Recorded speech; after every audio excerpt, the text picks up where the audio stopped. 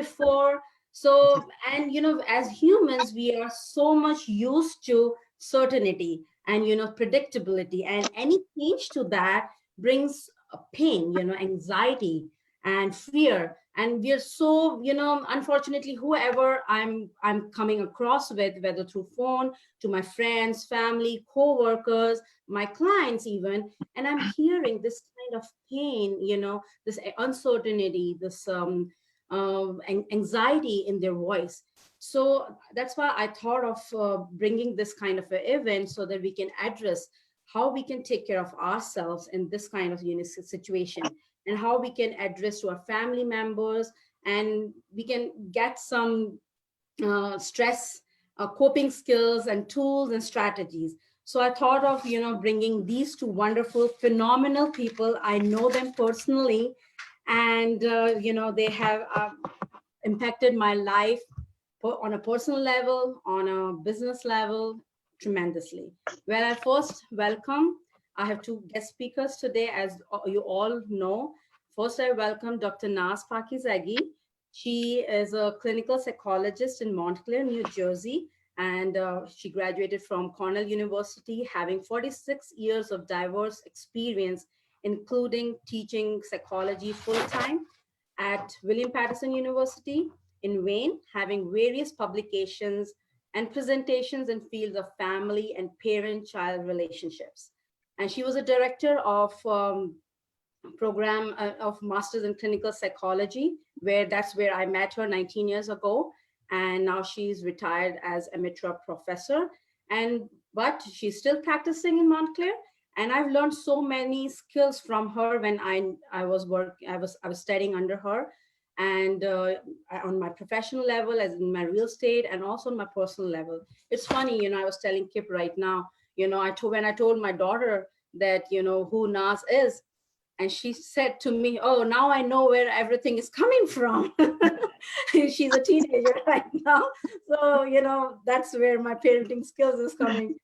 Anyway, and on the other hand, I have the other phenomenal guy, which I knew, Kip Roth, which I knew from a couple of years, from past 4 to 5 years, I guess. But I knew him as my business coach from Tom Ferry. But beyond that, I respect him tremendously for his attitude towards life, his resilience, his mental toughness. So I welcome you, Kip, and I appreciate for you being here and for your time. Well, for those of you who don't know Kip, if I read his bio, when I read his bio, I was like, oh my God, how can a person have so many things in one bio? But he's known as a national keystone speaker and a business coach, of course, at Tom Ferry. And he has come up as a multiple appearances, including Good Morning America, USA Today. Kip's ability to motivate and inspire comes not only from his overcoming the challenges from being born fingerless with severely deformed arms and hands, but from his commitment to push past the perceived limits and achieve the success as an Olympic downhill skier, a reputable attorney, and a successful business owner. So, well, he's a rock star, he's a tough as nails, and I couldn't think of two better people on the planet to be on this call. So today, please, I welcome to these phenomenal people and speakers, so that they can share their wisdom, their knowledge, and their experiences with all of us on this call, and so that how we can deal with this unique situation. So, and I think that it will be a success if we can even take one takeaway today. So I begin with, like some few questions. I start with, I was thinking that we had a routine. Every day we were going to office, kids were going to school. So we had a routine, but with everything going on, with all the lockdowns, the routine has been disrupted, right? So I'll go with you, Naz, first. That what are your suggestions? What would you suggest people that with all the routines has been disrupted in major ways?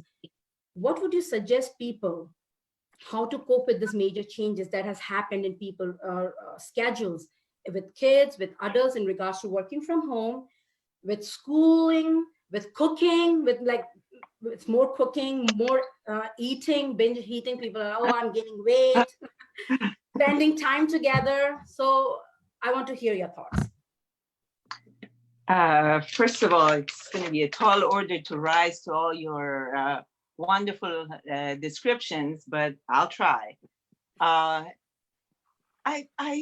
think some of the things we're going to talk about are going to be pretty straightforward and self-evident. But first of all, is being flexible and being self-compassionate. You know, it's change is hard.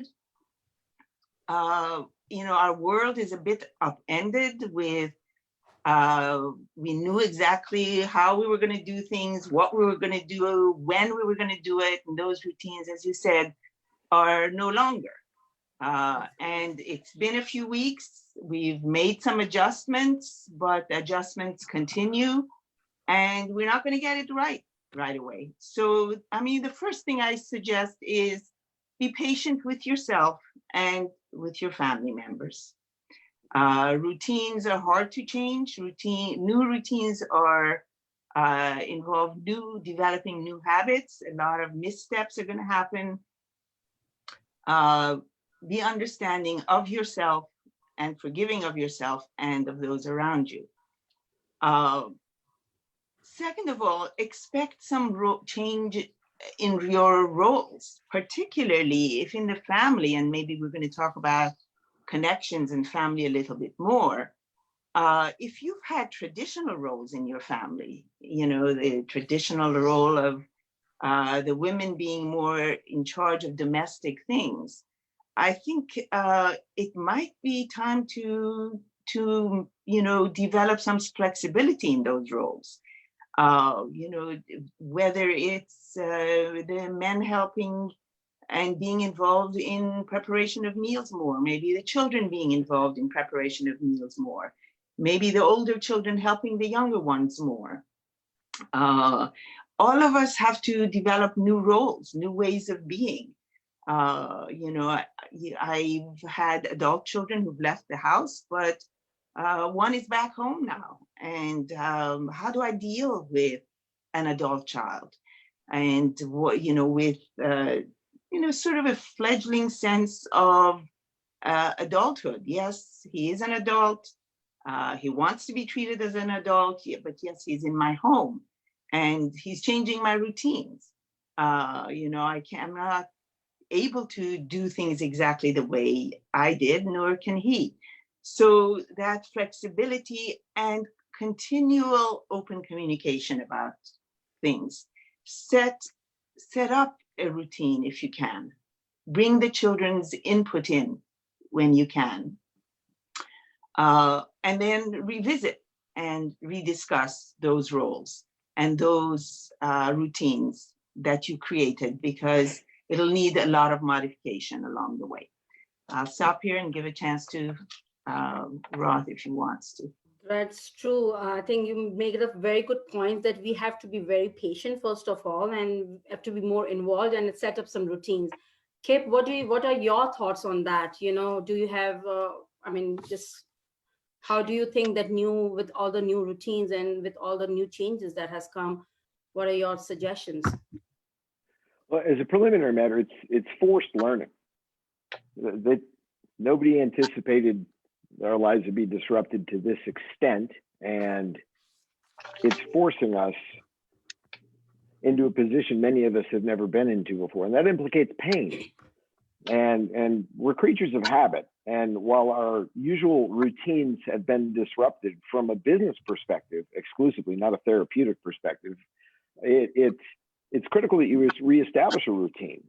I make all my clients, or have all my clients, for example, choose a time they're going to get up in the morning, and they get up at the same time every morning. To the extent that they can, I certainly encourage them to go to bed at night at the same time. That has tremendous benefits that go beyond the scope of this call, but that's the baseline. You know, you get up every day at the same time, and then establish a morning routine. Part of the key to making it through this time successfully is awareness. We need to be aware of what we're feeling and why. And the best time I've found to seize upon that awareness and better direct our mindsets is first thing in the morning. So I've got a morning routine where I get up and I do a gratitude journal. Now, if you're looking to train an optimist, there really is no better way to do it than a gratitude journal. I get up every morning and I write 3 things that I'm grateful for every single day. And my rule is they can't repeat. And what that forces me to do, because I know as I write in my gratitude journal, I'm going to need to come up with 3 different things the next morning. What it forces me to do is go through my day looking for things to be grateful for. Yeah. That's a wonderful mindset to start the day in. And then I exercise and I watch my diet and I make sure I get enough sleep. And Pinky, you recognize this. That's meds. Tom Ferry teaches meds: meditation, exercise, diet, and sleep. That is my routine. And I watch that absolutely adamantly throughout the day. I don't vary from it unless I absolutely have to, because it's critically important to my mental and physical well-being that I stick to that routine and stay on a routine that puts me in the best place to succeed. That's good. Kip, you mentioned that, when you write the gratitude journal, that it does not repeat. I know what you mean. Can you elaborate for everyone that what do you mean by that should not be repeated? Sure. When you write every single day. Yeah, well, Tom Ferry's program is called Meds. Now, I've tried meditation. I'm just not very good at it. So I don't meditate. I read every morning something for 20 or 30 minutes that is positive. And then I do a gratitude journal. And in my gratitude journal, I write 2 different types of things. I write 3 things every single day that I'm grateful for. And the second thing that I write is at least 2 minutes on a single win from the day before. So that's my morning routine. I get up at the same time every morning. I read. I write in my gratitude journal 3 things I'm grateful for every single day, and then I write for journal 2 minutes at least on a win from the day previous. But my take on the gratitude journal is this: lots of people say, you can write the same thing every day. I'm grateful for my wife. I'm grateful for my kids. I'm grateful for my dog, my football team, whatever. The issue I've had, and there's nothing wrong with that. You can repeat it every day, but the point of my morning routine is to become more aware. And we're creatures of habit. And if I write the same thing every single day, well, that quickly becomes habit, and it loses its effectiveness and its utility to a tremendous extent. So I just came up with a rule, but I can't write the same thing. And I think to expand a little bit, Kip, on what you said, the other thing I find some people doing, and I recommend this frequently to my clients, is to become more specific. I think that it's really easy to say I'm grateful for my children, but it's a little harder to look more closely and say, my child persisted more than 5 minutes on a task he was doing. So the more specific you are, the more observant you become of the gifts of your life, the blessings of your life. And I like that no repeat rule, because that's another thing I keep finding people do, is they put the same thing repeatedly, but the specificity is also something I would recommend to add. And to add to Kip's point about meditation is really hard. I think, there are some apps that you can use. It's not meditation so much as mindfulness, easier to just focus on your breath, to find a comfortable spot, to not be interrupted for maybe 5 minutes even, to focus on your breath, and lots of thoughts will come to you. Let them go, notice them, observe them, don't judge them, don't judge yourself, but come back to your breath. Take a breath in, wait for a little bit, and let a deep breath out. And that calms your nervous system and allows you to deal with all the changes and all that you have to cope with. Great. I'm stealing that, Dr. Naz. I'm stealing that.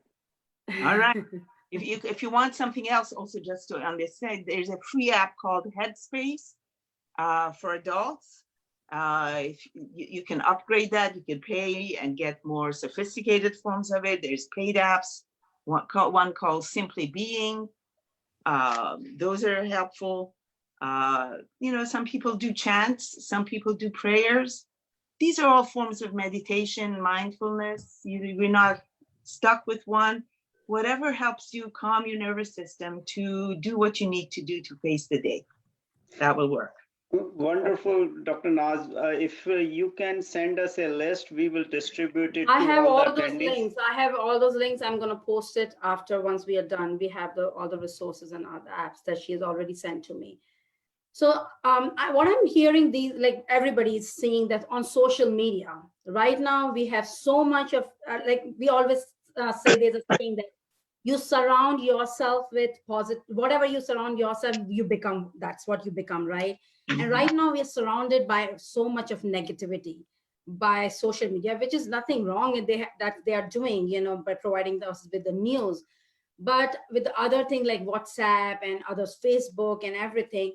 So I just want to hear from both of you, like how we should handle the social media overload.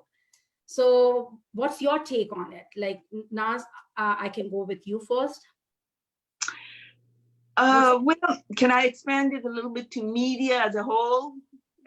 Yes, of course, media the whole, not one to specific. All right, not just social media. Because there's some positive too. So people are not going Yes. into the positive side of it. We have the resources that what you have sent to me. People are not, I'm not seeing people going to the positive, the resources, but to the negative side of it. Yes, yes. I think you need to stay informed. This is not a time to stick our heads in the sand. This is a time to stay informed about the latest information out there, the latest, requirements by our governments as to how to stay safe. So no time for sticking our heads in the sand. But the question is where we get our information, particularly about the virus and about what to do. Please be careful not to just use hearsay, something from Facebook, something from a friend. That's the time to go to scientific research-based organizations, National Institute of Health, Center for Disease Control, National Institute of Mental Health, educational institutions that are doing research, Johns Hopkins, Harvard, Cleveland Clinic, Mayo Clinic. For information, don't pass on what you hear from your friend, from your cousin, you heard on Facebook. This is not a time to spread that kind of information. You hear something you want to know, go to the scientifically based information. Yeah. Then in terms of other kinds of information, use humor sites. I mean, Instagram has started these new good news accounts. They are great. There's a lot of fun stuff and both giving ideas as well as how to use humor at this time. This is a time we all need a bit of levity. Yes. We don't need to be worried all the time. We need a break, for heaven's sakes. And, but even some of the information out there is really about people who are freaking out, really helps us smile about ourselves. I don't know how many people saw the Israeli mom who was very upset about, all the assignments coming in from teachers for their children. She was beside herself. I would strongly recommend that you look at that. I don't know in the audience, have any of you seen that? The Israeli woman with, oh, can I read a little section from her? She is so funny. You should find that and look at it. Yeah, you have sent me the link. I'm going to send to everyone. Yeah, send it. I'm going to share that. Just a little bit. It's the first days of the virus. She's at home with her kids. And teacher after teacher is sending stuff home. And she's getting exasperated. And she goes to the car to just rant and vent and say how hard this has all been. And she says, all day the teachers are calling, how's your child feeling? Well, he's doing just fine. He's sleeping fine. He's eating fine. He doesn't stop eating. Ask me how I'm doing, how I'm feeling. I'm falling to pieces, she says. But this is not, she's doing it, what we're feeling, putting it in a really heartfelt way that it's hilarious, by the way. She talks about, you know, this teacher sending home science homework, math homework. How am I supposed to know all of these things, she says. Now our children are going to find out how dumb we all are. You know, this teacher sends information about music, and she says, what do you think? I have a band in the house for my kid? I can't even read the music, etc., etc. So these are humorous ways of dealing with it. Look for them and enjoy it and get some inspiration from the fact that we're all in all this together. And of course, the social connections we're all doing. Here's the Zoom, you know, I've never done a Zoom meeting. They're my first one. Thank you, Pinky, for the opportunity, you know, but Skype, WhatsApp. We're learning different new ways this time. This is how we are learning different ways right now. Yes. So it's a learning experience, right? Very much a Kip, learning. I come to you now. What is your take? How we should manage the social media overload? What's your experience in that? And what's your suggestion? What you focus on expands. Exactly. And so a lot of people right now are they're swimming in the pond of fear and panic and discomfort, and that's not a healthy place to hang out. And what you focus on expands. There are basically only three things you can control in this world: what you focus on, the meaning that you give it, and the actions that you take. And focus is the first one for a reason. So focus on something that puts you in an empowered state, a productive state, a happy state, as opposed to focusing on pain and angst and fear. So how do you do that as a practical matter? You've heard me say it before, Pinky. I basically prohibit my clients from watching the news before 10:30 a.m.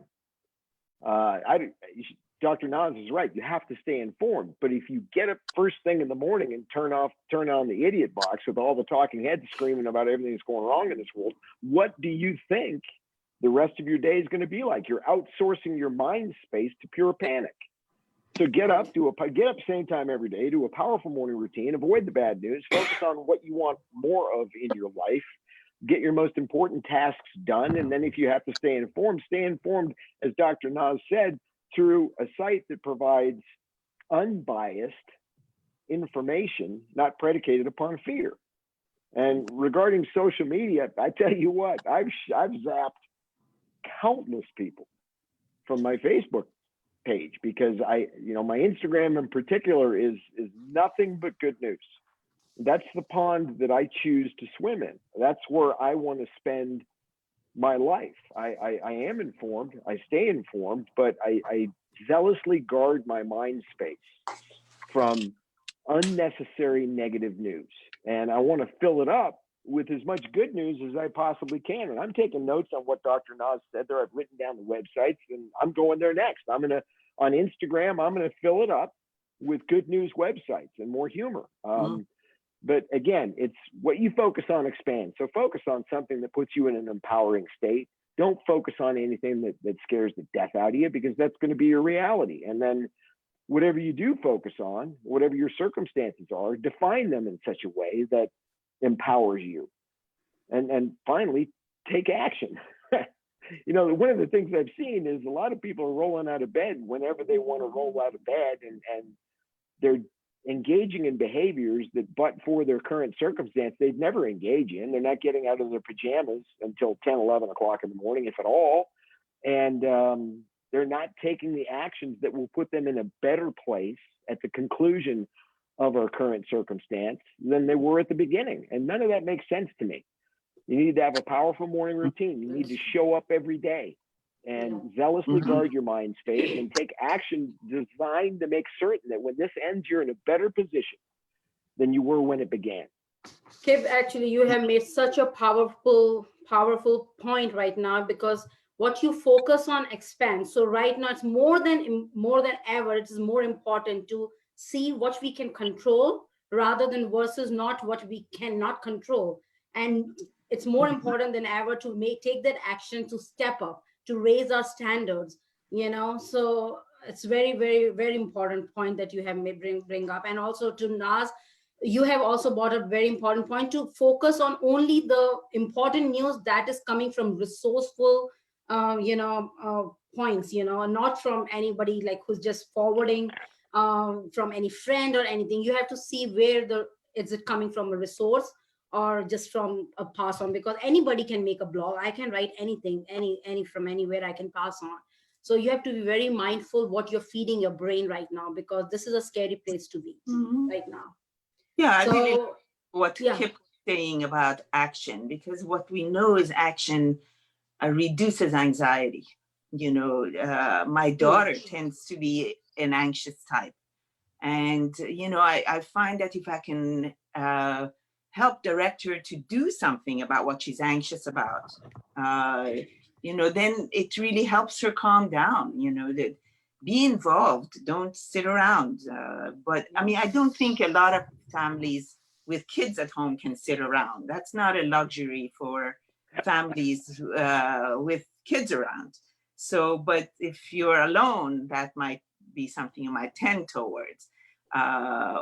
But in any case, just to add a point to underline Kip's very good point. That's very good. That's Thank you, Dr. Naz. Kip, can you give some specific example from your life or from your client regarding focusing and how it changed in some particular way?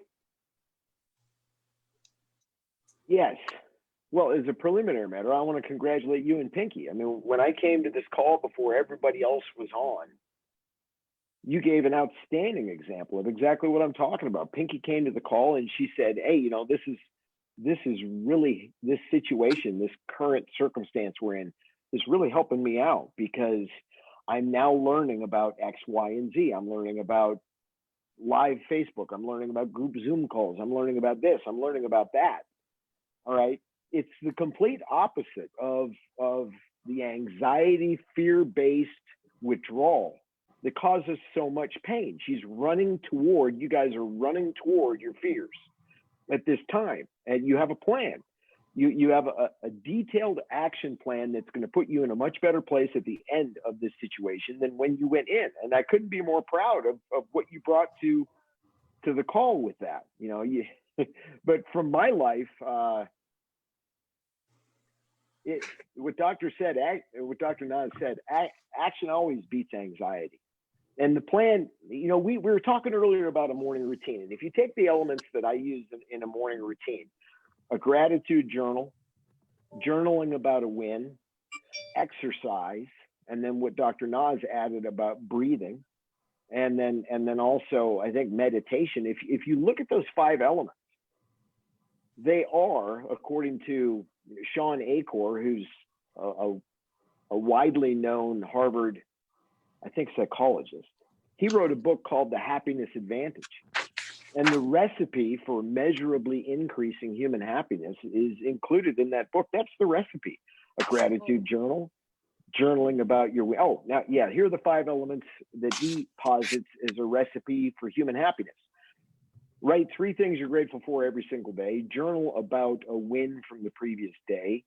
Do deep breathing exercises for at least 2 minutes. Get 15 minutes of relatively aerobic exercise. And the final element was send an email or text or direct message via some medium to another person complimenting them. And his research indicates that if you practice those 5 things every single day for a specified period of time, I believe it was 21 days, you will experience a measurable self-reported increase in your levels of happiness. And that's my morning routine. So you have to have a plan. And if you execute on the plan on a daily basis, you can emerge from our current circumstance stronger, bigger, better, faster than when we went in. And that's got to be the goal. Yeah, so powerful. Yeah. We have a question on one of my friend posted that what practices to follow to make positive environment at home. So that was actually, I was coming up also, like we have a meaningful connections that was broken along the same lines. I was bringing up the topic too, so we can bring it up. So all meaningful connections has been broken. We are not doing any face to face, and so we are doing this all kinds of virtual meetings. So how we can bring the positive environment at home, and how we can bring that meaningful connections with the friends, family. um, what can you give us some tools, tips? Naz, can I start with you first? Sure. Well, talking about, keeping connections, developing connections, fostering connections. I can start again with an example from myself. My daughter turned 30 last Friday, and she was Congratulations. incredibly, thank you, sad that this was such a milestone for her. Yeah. And she couldn't come over. She is being very protective of us.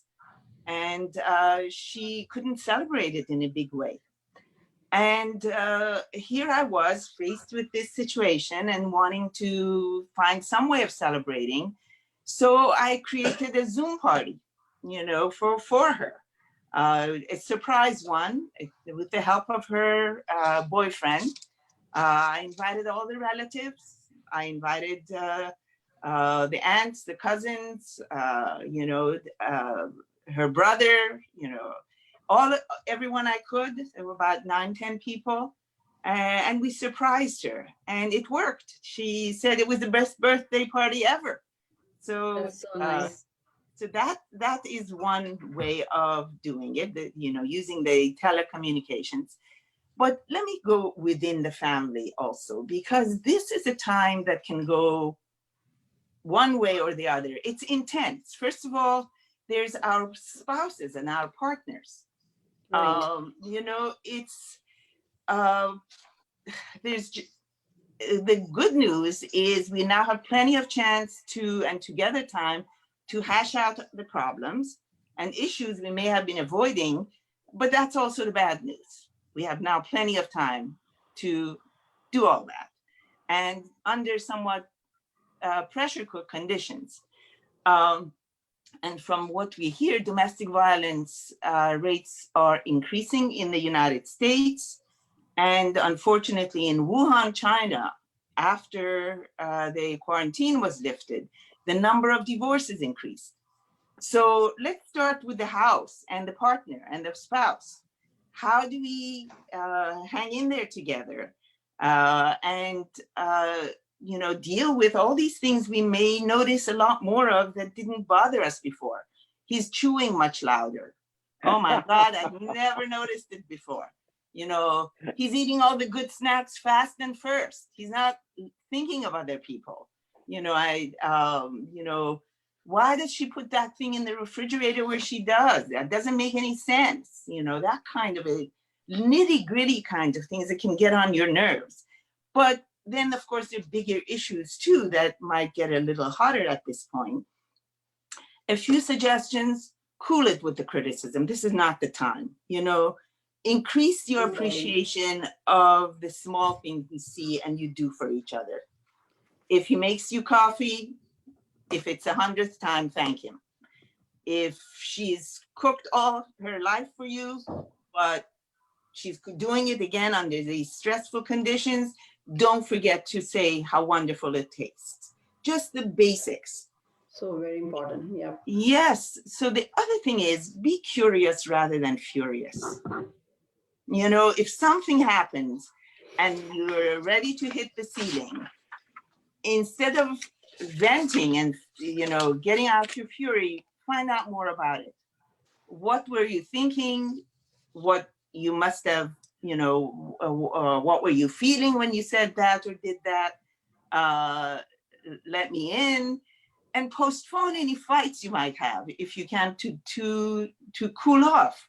Let's schedule this discussion for another time. Maybe we can go, if the kids are older, maybe we can go for a ride. Maybe we can go for a walk. Kids, it's good for kids to see models of good conflict resolution, but not of bad conflict resolution. Yeah, it's a good time to model, right? So how to handle the crisis and how to handle, so it's a very good time also to model, so because kids are home, they're watching. They're watching you. Absolutely. Yeah. And the other thing about the spouse is you're around each other a lot. It doesn't mean you're available every minute to each other. Give each other space and time to just be by themselves, a little bit. If you interrupt each other all the time, that won't work. And finally, for the spouse, don't expect mind reading. If you want something, if you need something, be very specific. Instead of saying, can you help more? You can say, how about if you cook every other night? If you're lucky, right? That kind of a thing. With the children, let me go on, and then I want to give Kip a chance to get in. As Pinky very well said. Was suggesting get a puppy. So that's a nice one. Get a pet. I think that's a good one. I heard somewhere. So that is a nice one too. Yes. And elevates your, anxiety. It's a nice friend. Yes, it's a very nice friend. With children, if they're little and they're tantruming more than before, if they're being more defiant than before or acting out, they may be feeling very anxious. Time to let them vent or talk to you. Ask them what they're feeling. Older kids can be asked to journal, write it down. What's going on? Do you want to share it with everyone? Or just do some, gratitude journals for children, with children also. The other thing is relax the boundaries with children. Remember, you have all these rules, so only so many hours on this and that. You'd have to probably relax it with the proviso that after things are over, we're going to be going back to our past routine. The only one thing about teens is be mindful. They usually, this is a stage to feel exuberantly invincible. Yesterday in my walk in the park, it was the youth and the teenagers who were still congregating, who are still using all the equipment, exercise equipment, not wiping it off after jumping off of it, and so forth. They don't believe it can happen to them. It's really hard to believe fully that it can happen with them. So if they're still chomping at the bits to go out and meet with friends or meeting with them surreptitiously without your knowing it, let them know that they could kill others. It's not just about their being invincible and their being young and being able to manage it. They have grandparents, they have parents they love. And loosen their restrictions on social media. And as I think I've mentioned, the college students who are coming back, the adults like my son who's come back, be mindful of their need for independence, but they're in your home. You can have expectations. You can it's okay to say, this is what I expect you to help this way. I expect you to be involved in this way. It's your home and they need to respect you as an adult. Sorry if I took too long. Kip, go ahead. You're all right, Dr. Naz. I'm learning. I appreciate your expertise. Just real quick, something that I've implemented in my life that's been incredibly powerful is at the top of my gratitude journal, I have a question. Do you know what I love about you? And I ask my kids and my wife that every single day. No repeating aloud. So, do you know what I love about you? No, Dad, I don't know. Well, here's what I love about you. All right. It's like so many exercises. It has probably more benefit for myself than for anybody else. But just like the gratitude journal that doesn't repeat, it forces me to go through my day figuring out just exactly what it is that I love about my family. And that's just a great place to be, man. That's a wonderful pond to swim in. Yeah. Mm-hmm. Thank you, Kip. Thank you so much. Now we can open up, we just have few more minutes left. So we can open up. Deepa, can you open up everyone if you have any questions to ask to both of them, any specific questions? Yes, we have so many resources that Naz and Kip has sent me. I'm gonna put it in the link once we are done with that. Naz has sent me many links for if you need some advice, some apps, and also some books. And so same as Kip has sent me some books, advice. Kip, do you want to show any book that you have been reading right now? I know you read a lot of books. You are a book reader. You love books. Well, two books in particular. That one that is incredibly important at this time is James Clear, Clear, Atomic Habits. Yeah. Because if you come up with a plan to make yourself a better version of yourself at the end of this situation, then when you went in, that's an outstanding read to teach you specifically how to do it. James Clear, Atomic Habits. And then the other book that I referenced a phenomenal earlier, book. We have read it too. It's a great book. Yeah. Yes. And the other book that I referenced earlier was Shawn Achor. That's Achor, Shawn Achor, The Happiness Advantage, which, it's, when I grew up, none of this existed. YouTube, the internet, if you had a problem, figure it out on your own. What's amazing about, today, with the advent in particular of positive psychology about 20 years ago, the recipe for happiness and contentment and fulfillment, all of it, it's out there. And Martin Seligman, Shawn Achor, those are two authors that have a lot of research out there pertaining to how to hack your happiness level. And it's a wonderful read. Okay. Somebody asked me that senior have no graduation and they feel very unfortunate. How do we help them? Kip, can you say something on it? Yeah, my boy is 18 years old and he's a senior, and he won't have prom and he won't have his graduation. Now, in his particular case, that's not particularly a problem for him. He doesn't care. At least that's what he's saying. But we're doing everything we can to normalize the situation within our household. And whatever control we exert over his high school experience, given what's going on, is drastically minimized, unfortunately. And he's conscientious enough to be observing the social distancing rules, and his friends are as well. So a specific response to that, we haven't come up with it yet, unfortunately. But it's, he's going to miss out on the second half of his senior year in high school. And for some people, those are the fondest memories they have. So if anybody has any suggestions, I'm all ears. I have a couple of suggestions. One, first of all, you're lucky to have such a conscientious son with his friends. That's a blessing. But some of the things that kids are doing, I'm getting some feedback. Are you hearing it? I'm hearing it. Can you unmute everyone for a second before one speaks, and then people can unmute themselves when they want to speak? Do we have the list All right. So what some people are doing, so that some at any point in time you can speak to them to see what challenges they face. Deepak, mute everyone, please. I think we can hear background noise or something. Once the rotation programs end, they are asked to fill that questionnaire or any feedback forms. Just to, because that would be like the. I'm hearing someone. Okay. Now we are good. Deepak, take my face off the screen. Why is Dr. Naz not on the screen? Yeah, now we are good. That's okay. No problem. Your face is nice to look at, Kip. No, we're also new to Zoom. I've seen a few suggestions for people. Some high schools are postponing their graduations till July or August before the kids go off to college. So some, and I don't know if your senior is interested, but some kids are organizing each other to request that from their administration. Some kids don't care. They're too busy preparing for college, as you said, and it's not an important thing.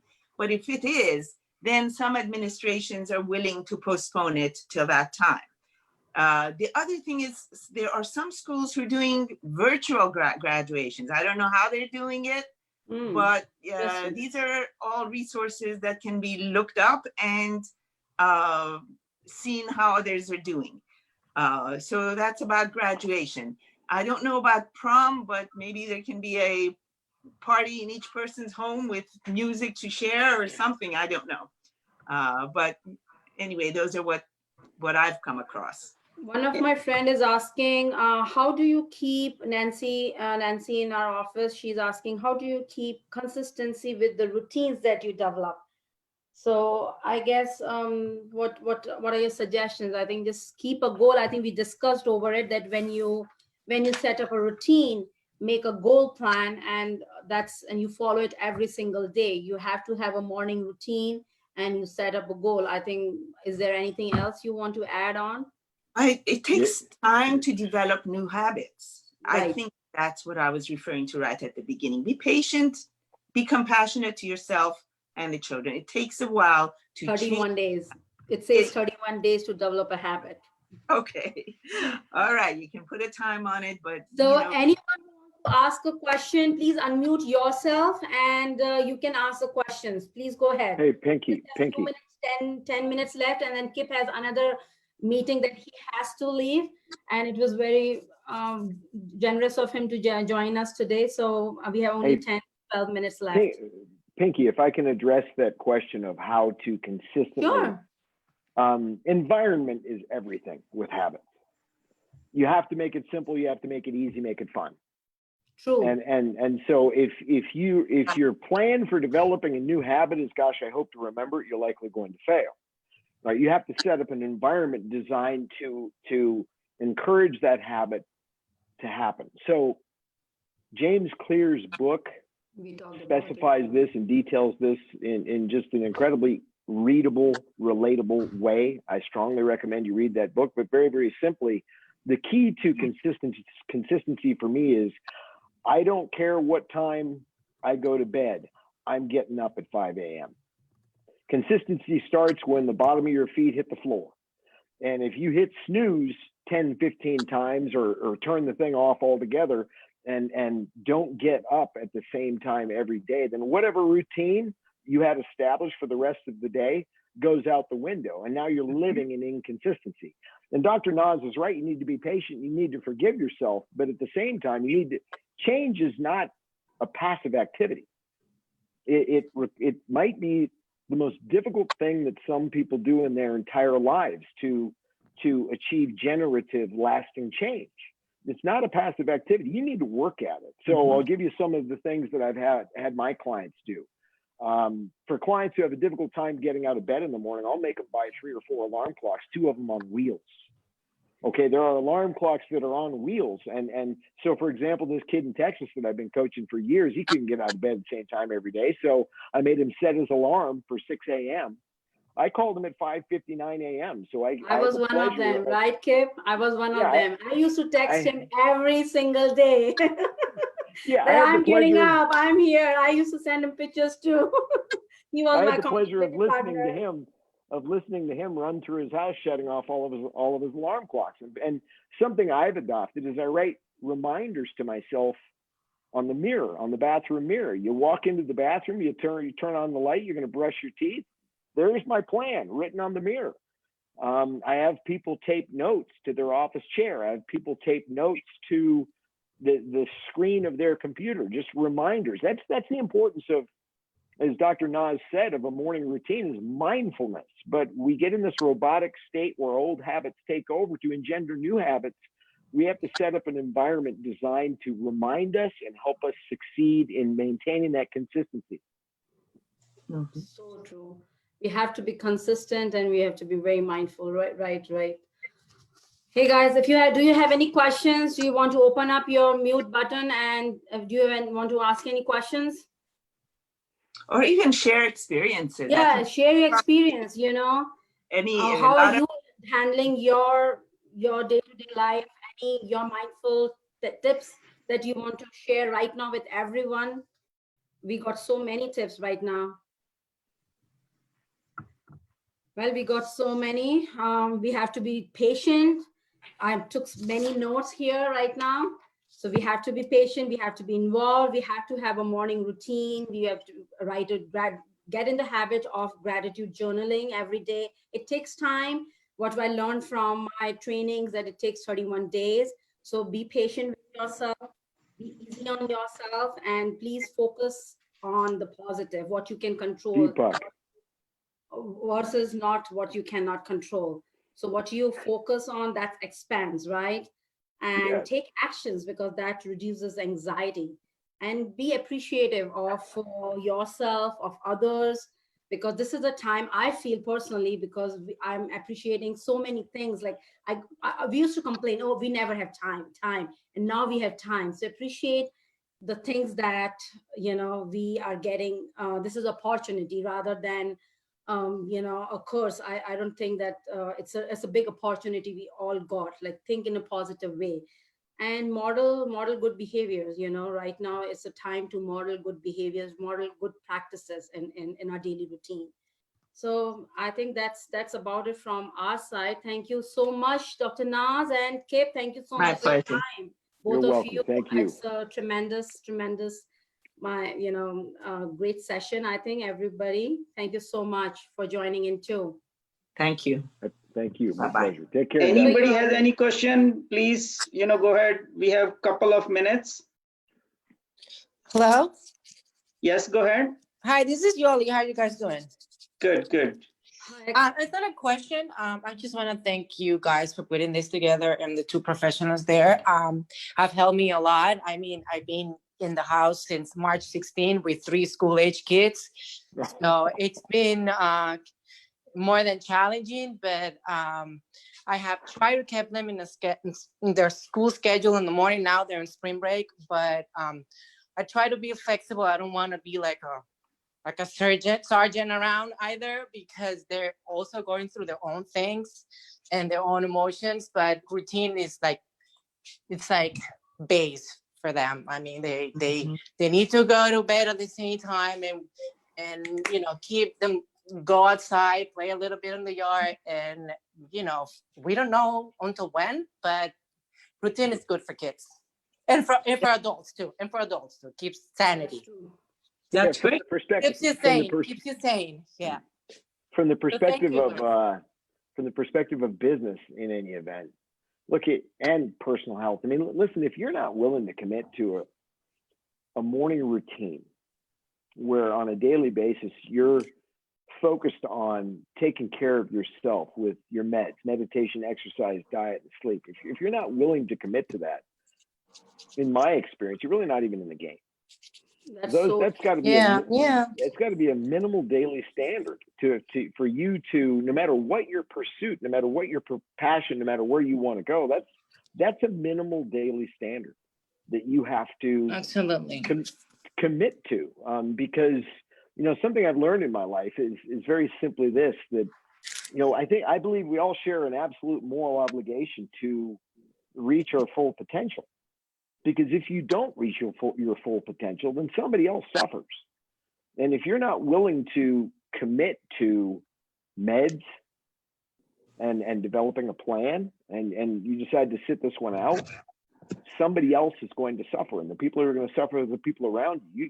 This is the time to step up and lead. And I'm really proud of Pinky for saying that define this circumstance as an opportunity. I'm not diminishing the seriousness of what's going on out there at all. But the 3 things you control: what you focus on, the meaning you give it, and the action you take. Give this a meaning that empowers you. It is an opportunity. It's an opportunity to get yourself and your family involved in new empowering habits and establish those minimal daily standards, so that when we come out of this, you're in a better place than you were before you went in. But thank you all. I've got to go. I have another call, and I wish you all nothing but the best. Thank you so much, Kip. Thank you, Kip. Thank you for your time. Thank you. Thank you, everyone. Any questions?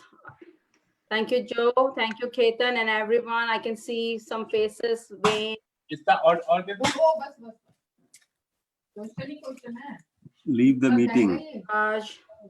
Okay, I'm gonna end the meeting. Thank you, everyone. Thank you, Naz. Thank you. Thank you, Naz. Thank you so much for doing this for us, for everyone. My Very pleasure. helpful, very informative. Take care. Thank you. Thank you, you. everyone.